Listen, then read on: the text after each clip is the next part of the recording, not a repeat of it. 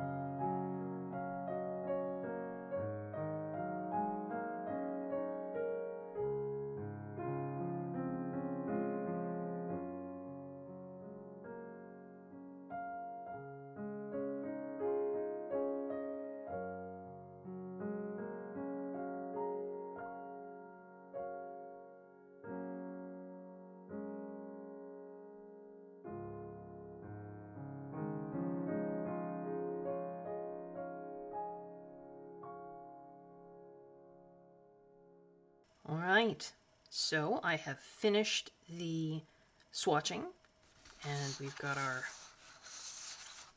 pages here. So what I will do is I will go off, I will cut these out, put them onto my ring, and then I will come back with the full swatch of all of the Winsor Newton markers plus the 12 Copics there at the end. These ones here that didn't seem like they were in, oh, sorry, in the, you know, we ended with grays and blacks, and then we've got these colors. These are the Copics that I've added in just to fill in any color gaps in the rest of the set. And then we will take a look at all of the Winsor Newton swatch strips. So I will be back in a second. All right, so I'm finished swatching the Winsor Newton markers. Excuse me. And I will pull them out in a sec. But this is the swatching project that I've been working on so far. A lot of these were done before I started. Well, not a lot, some. So we've got various pencil sets here, and then I've got the Spectrum Noir alcohol markers. They're all swatched out. My pigment pens, so Faber-Castell, Staedtler Karen, Zegart and Graphic twin markers, the Faber-Castell water-based markers. So I've got a lot of the water-based markers here at the back. There's Tombows. I also have them all, so they're all on small binder rings. And then I had this giant binder ring from, gosh, I don't even know where. It's just, I've just had it for years and years and years. So it's like, I don't know, it's like a Dungeon Master big keychain or something. But there's those. Put those aside. I also made little swatch cards of all the distress ink colors. That looks pretty, I like that. But again, and I just took the small ink pads and just, I cut these cards out first. And then just took the ink pads and just, you know, smeared them across. But it's right to the edge, which means that I can use these, you know, to hold right up next to something. It just gives me a better sense of what colors are going to work with what other colors. You know, a lot of you mentioned using color palettes in my coloring, which absolutely, you know, I do have the Sarah Renee Clark color cubes, but sometimes I still struggle with colors, recognizing colors, matching colors, and so having something that has color that goes right to the edge helps me to better be able to, you know, look at one of those color palettes and say, okay, in the supplies I have, what colors are going to be the best match for that. There's my few Distress Oxide colors that I purchased just recently there. I have a few Versafine Claire ink pads too, so I just did those. But the ones we were working on in these videos, this is the Winsor Newton. So, like when you look on the side, it's just a rainbow, right? It's just the way, I don't know if you can see that or not. Maybe the light's too bright. I just think it looks neat. The color goes right to the edge, right? So I can better, just better, like I say, match colors one to another. I talked about in part one of the video, and I don't think I've talked about it yet in this video, but the lovely and wonderful Jennifer Stay and her amazing partner Steve Stay have Coloring Bliss, right? The YouTube channel. And that was where I first was introduced to this idea of, they call them tritones or blending trios. And they've come up with blending trios for lots of different sets of supplies, and they graciously offer them for free. But they didn't have blending trios, or tritones as they call them, for the Winsor Newton markers, which is totally understandable. They're not, like I say, I don't think, they are expensive, so not a lot of colorists use them, right? So I just thought, you know, I have a color wheel. I have, I'm not sure where it is right now. Nope, not sure where it is. But I have a color wheel, so I basically just tried to, as best I could, come up with blending trios using either the brush or the Promarkers for each of the 12 colors on the color wheel, and then a light, medium, and dark for each of those colors. So 36 colors total. So it starts with yellow, yellow green, green, blue blue violet, violet, red red, red orange, orange, and yellow orange. So I will just sort of zoom in a bit on this in case anybody, I'll put it all in the description below as well. But in case you want to pause this just to see, I've written the color numbers for the markers on each little square there. Not the color names, just the color numbers. Yeah. So that's my set of tritones that I came up with. I also have just some other tritones here. So these are just blending trios that are not necessarily colors on the color wheel, but some of these I think I got online. Gosh, I can't even remember where. I think I was looking up blending trios or something for Winsor Newton markers. Some of them I think I came up with on my own. But yeah, just some of those really kind of muted tertiary colors. There's so many wonderful colors in the line of markers that you can come up with these blending trios for, you know, color families that aren't one of the 12 colors on the color wheel. So here there's a really lovely blending trio for the olivey greens, for the muted kind of peachy pinks. This is more muted, less peachy pinks, kind of muted yellows. Yeah. So there's, you can take a screenshot of that too if you'd like. Get those colors if you want. Again, I understand that these are not markers that, you know, everybody would rush out and purchase. Yeah. And had I not sort of started my coloring journey with these, you know, a number of years ago, I don't know that I would, you know, rush out and purchase them either. They are expensive, and they've gotten so much more expensive over the last number of years. But I really, really do love the ink laydown. To me, they have the best ink laydown of any alcohol marker that I've used. This was the end product of my swatching, and then I just made a little cover for them. They will hang with the rest of my swatches and will hopefully allow me to better, you know, color match side by side. And like I say, I've been feeling, I don't know, just this month I've wanted to put color to paper, but was struggling with starting coloring pages. And this is a way to put color to paper, get reacquainted with supplies, and not have to worry about, you know, choosing color schemes or worry, you know, did I do the shading correctly on a coloring page? It's just a way to really put color to paper, and I enjoy swatching. I know not everyone does, and that's totally okay. Just thought I'd show you my end result there. So that is it for the video. Again, here's my tritones and my sort of extra, you know, blending trio there. Oops, sorry, we're off screen. Hopefully you guys like this. I know it wasn't the most exciting video in the world, but I thought I would just share a little project that I've been working on. I hope everyone is safe. I hope everyone is well. I hope everyone is enjoying their coloring. And until next time, guys, take care. Bye-bye.